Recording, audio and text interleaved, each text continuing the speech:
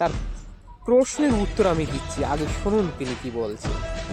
संविधान पहले आएगी, पहले आएगी संविधान। जो अक्सर संविधान की बात करते हैं वो इस्लाम को ऊपर रखते हैं या संविधान को ऊपर रखते हैं। ये सवाल नरेंद्र मोदी से पूछा जाए, ये सवाल अमित शाह से क्यों नहीं पूछा जाता?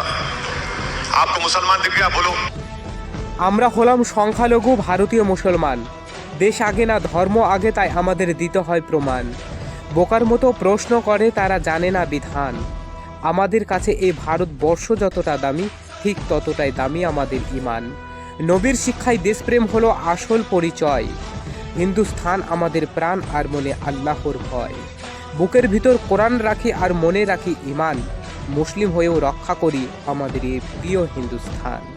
আর আমাদের নাকি তাদের কাছে শিখতে হবে আমরা দেশভক্তি না দেশভক্তি না। যারা গরুর দুধের বদলে গোমূত্র খায়, মানে গরুর মুত খায়, তো আমরা দেশপ্রেমিক না দেশপ্রেমিক না, হ্যাঁ তাদের কাছে শিখতে হবে।